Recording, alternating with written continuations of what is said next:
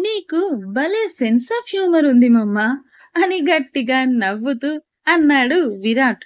కోపంగా వీరు మీదికి నీళ్లు పోదామని నీళ్లు దోసిల్లో తీసుకున్న సిరి వీరు మీద పోసింది. ఇక వీరు పక్కకి జరగగానే అప్పుడే ఆ నీళ్లు పక్కనే ఆలోచిస్తున్న అతని మీద పడి ఈ లోకంలోకి వచ్చి పక్కకు తిరిగి సిరిని చూశాడు అతను. తను సిరిని చూసిన వెంటనే సిరికి తనని చూసి స్వచ్ఛంగా నవ్వింది. ఆ నవ్వు చూసిన అతను షాక్‌గా ఆమె కళ్ళలోకి చిన్న కన్నీటి పొరతో చూస్తూ, తన కళ్ళల్లో ఏదో తెలియని బాధ కనబడింది సిరికి. తాను ఉన్న కాసేపు అయినా అతను హ్యాపీగా ఉండాలి అని వీరుని పిలిచి ఓ విషయం చెప్పింది. వెంటనే అతను యాజ్ యువర్ విష్ ప్రిన్సెస్ అని కిందికి వంగి హెడ్ బో చేసేసరికి గట్టిగా నవ్వేసింది సిరి. అలా నవ్వుతూ అతనికి బాయ్ చెప్పి అక్కడి నుండి వెళ్ళిపోయింది. సిరి వెళ్ళిన వైపే చూస్తూ మళ్ళీ బాధగా కాళ్ళ మీదికి వస్తున్న అలలను చూస్తూ ఉన్నాడు అతను. సరిగ్గా 15 నిమిషాల తర్వాత కూడా తాను అదే ప్లేస్ లో అలాగే ఉండేసరికి సిరికి చాలా బాధగా అనిపించింది. ఇక వీరు లెట్స్ స్టార్ట్ అని సిరి సైగ చేయడంతో లెట్స్ హోప్ మమ్మా అన్నాడు వీరు. మెల్లిగా సిరి అడుగులో అడుగు వేసుకుంటూ అతని వెనకాలకి వెళ్లి గట్టిగా అతన్ని ముందుకు తోసింది. ఏమరపాటుగా ఉన్న అతను వెంటనే నీళ్ళలో పడిపోయాడు. కోపంగా లేచి వెనక్కి తిరిగి చూసిన అతనికి గట్టిగా నవ్వుతూ హైఫై ఇచ్చుకుంటున్న వీరు కనిపించారు. సిరి వీరు ఇద్దరు కనిపించారు. వాళ్ళని అయోమయంగా చూస్తున్న అతన్ని చూసి సిరి వెంటనే వాటర్‌లోకి వెళ్లి మళ్ళీ అతన్ని తోయడానికి ట్రై చేసింది. కానీ ఎక్కడా 1 ఇంచ్ కూడా కదలకుండా హ్యాండ్స్ ఫోల్డ్ చేసుకొని ఏ ఎక్స్‌ప్రెషన్ లేకుండా సిరి వైపే చూస్తూ ఉన్నాడు అతను. గట్టిగా ట్రై చేసి అలసిపోయి ఆయాసంతో బిక్కమొహం వేసుకొని మూతి ముడుచుకొని అతన్ని చూస్తుంది సిరి. ఆ క్షణం ఆమె ఎక్స్‌ప్రెషన్ చూసి అతను గట్టిగా నవ్వేసరికి ఇక సిరి కూడా హుర్రే నవ్వేశారు వీరు అని అనగానే చిన్నగా నవ్వుతూ వాళ్ళిద్దరిని చూస్తున్నాడు అతను.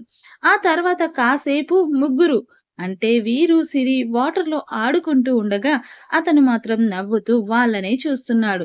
తర్వాత సిరి పరిగెత్తుకుంటూ అతని దగ్గరికి వెళ్లి ఐస్ క్రీమ్ తిందామా అని అడిగింది. నవ్వుతూ సిరి తల నిమిరి ఓకే అన్నాడు అతను. ఐస్ క్రీమ్ బండి దగ్గరికి వెళ్లి ముగ్గురికి ఐస్ క్రీమ్ ఇస్తున్నాడు అమ్మే అతను. సిరికి ఇవ్వగానే సిరి కావాలని ఐస్ క్రీమ్ కింద పాడేసి వీరు వైపు చూసి సైగ చేసింది. సరిగ్గా ఇవ్వడం కూడా రాదా నీకు? ఇప్పుడు చూడు కింద పడింది అని అమ్మే అతన్ని చూసి సిరి గట్టిగా అనగానే నేను సరిగ్గానే ఇచ్చానమ్మా. మీరే మీ చెయ్యి పట్టు తప్పి నన్ను అంటారే అని గయ్యుమన్నాడు ఆ ఐస్ క్రీమ్ బండి అతను. సిరి వెంటనే వీరు వైపు చూస్తే వీరు కళ్ళతోనే వద్దు అని సైగ చేశాడు. అంటే ఏంటి? ఇప్పుడు నువ్వు పాడేసిన ఐస్ క్రీమ్‌కి కూడా నేనే డబ్బులివ్వాలా? నేనివ్వను అని వీరు చేతిలో అతని చేతిలో ఐస్ క్రీమ్ తీసుకొని అక్కడున్న చిన్న పిల్లలిద్దరికీ ఇచ్చేసింది సిరి. 2 ఐస్ క్రీమ్‌లకు మాత్రమే డబ్బులు ఇచ్చి సిరి వస్తుంటే వెనకే అతను కూడా వెళ్ళాడు. సిరికి తెలియకుండా వీరు 500 నోట్ అతని చేతిలో పెట్టి థాంక్స్ బాబాయ్ అని అక్కడి నుంచి వచ్చేశాడు.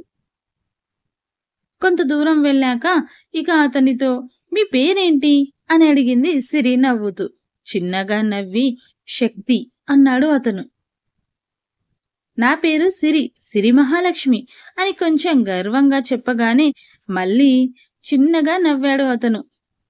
మీరు ఇక్కడే ఉండండి శక్తి గారు, నేనిప్పుడే వస్తాను, ఎటూ వెళ్ళకండి అని మరీ చెప్పి ఒక 5 నిమిషాలకు ఐస్ క్రీమ్ తీసుకొచ్చి అతని చేతిలో పెట్టి మళ్ళీ మనం కలుద్దాం బాయ్, మీ నవ్వు చాలా బావుంది, ఎప్పుడు ఇలా నవ్వుతూనే ఉండండి, టేక్ కేర్ అని చిన్నగా గెంతుకుంటూ అక్కడి నుంచి వెళ్ళిపోతుంటే వెంటనే అతని దగ్గరికి ఓ జంట వచ్చి చిన్న పిల్లల దగ్గర ఐస్ క్రీమ్ లాక్కోవడానికి బుద్ధి లేదా అని తిట్టారు.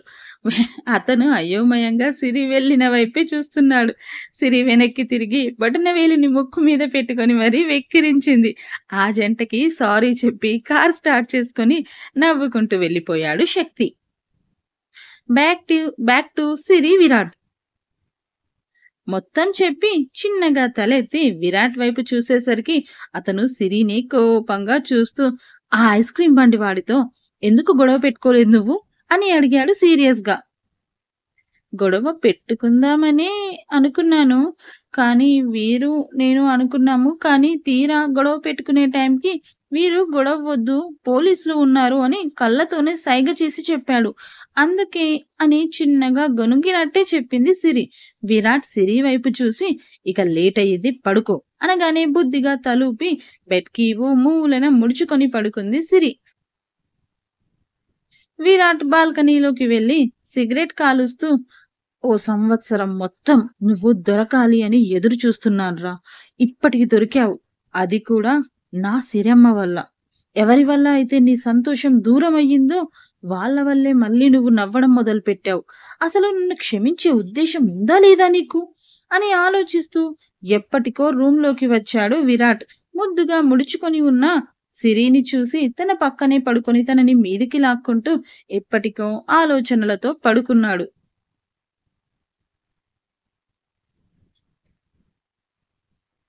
బాల్కనీలో నిల్చొని చందమామని చూస్తూ నీ తప్పు లేకుండానే సంవత్సరం నుండి నరకం అనుభవిస్తున్నావు బంగారం.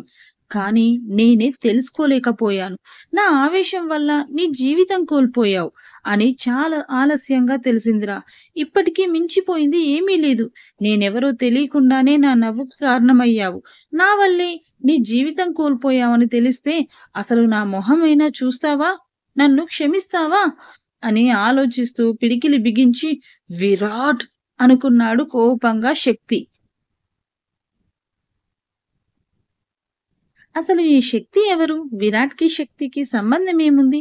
మధ్యలో సిరిని బాధ పెట్టాడు ఎందుకు శక్తి? తెలుసుకోవాలనుకుంటే వింటూనే ఉండండి. సమస్తమే నీవై. ఇక నుండి డైలీ అప్డేట్స్ ఉంటాయి రెగ్యులర్‌గా. నా ఛానెల్‌ని సబ్స్క్రైబ్ చేసుకోండి. ఫాస్ట్‌గా 1000 సబ్స్క్రైబర్స్‌ని తెచ్చేయండి ప్లీజ్.